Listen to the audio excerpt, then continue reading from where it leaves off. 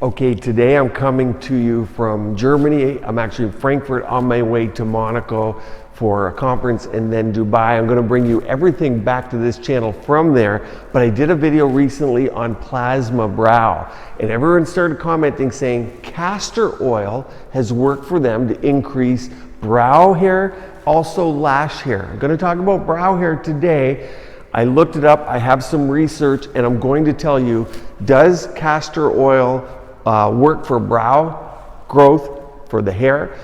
If so, there's a couple types, which one's better than another, how to use it, and then I'm going to go through what my take is on it, a little bit of the science. So, number one, castor oil, what is it? It's used in cosmetics. It's been used over time for many things, including to induce labor. Many people know as a laxative, but can this really make your brow hair grow? Well, so many people commented, said, hey, I use the regular clear form or I use the Jamaican black form. Well, the castor tree has a bean and this is where the oil comes from. Both of those two products have the same basic ingredient that would help it, and it's a fatty acid called ricinoleic acid. And this is found in both of those, so both would work. And the science behind it, there's no data showing how much you have to use it, for how long you have to use it, but I do want to hear from you. If you're using it, do you like it? So how might this actually work? Well, castor oil is believed to stimulate hair growth because it contains ricinoleic acid, as we said.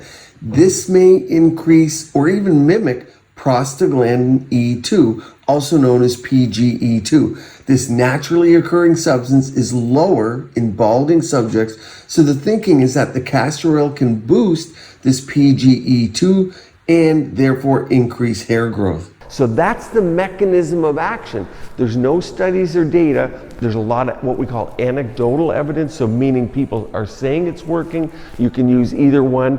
If you're going to use it, how do you use it? So you want to make sure the area is cleansed. You have to use it regularly, so you have to use it for 2 to 4 weeks to start to see results.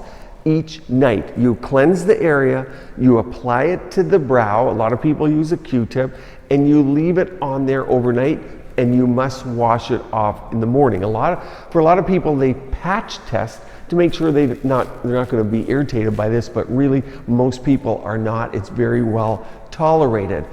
And then you see your lash growth. What's my take?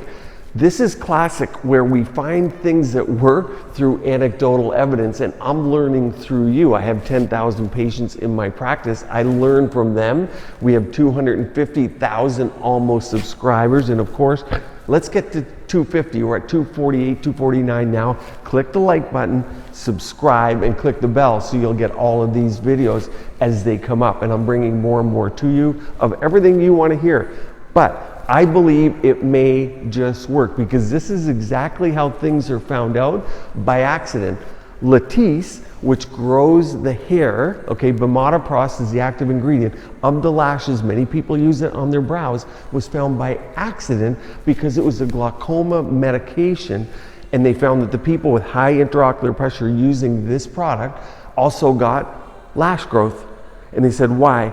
So it was found by accident. So don't think, just as doctors, we know exactly what's going on and we're inventing these things for lash growth and for different things. We find them out by chance. And in this case, I think castor oil may just work because so many of you are using it. I want to know in the comments below, let's have a discussion and we can see, are you using it? How long have you been using it? How have you used it? Let's help this whole group out.